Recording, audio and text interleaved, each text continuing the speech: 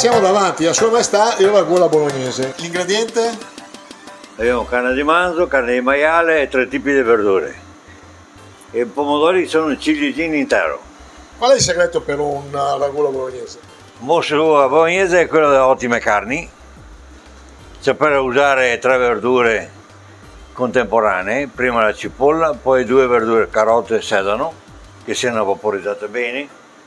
La carne viene scottata in forno, non ci sono grassi delle carni che scarichiamo, carica acida, carica batterica, liquidi superficiali e anche i grassi. Vengono tolti, messa la carne asciutta nelle verdure, poi ci va il ciliegino. Questo è il nostro ragù fatto con i ciliegini interi. Guarda che ragù. Il ciliegino è I pomodorini. Sì, ma è una caratteristica dello chef Maurizio? È caratteristica mia, io sono molto amante del prodotto intero. Guarda che ragù. Guarda, sì, guarda.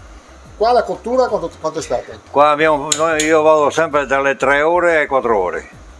Si può fare biglie di torchio, tagliatelle, dei tortelli ripieni di carne, con sugo di carne, con tortelli di zucca li facciamo. Lo spaghetto? Io uso solo biglie di torchio. Quindi lo spaghetto biologico? Pochissimo, no, uso pasta fresca. Il mio amante con tagliatelle, tortelli, biglie di torchio, tortellini, pasta fresca.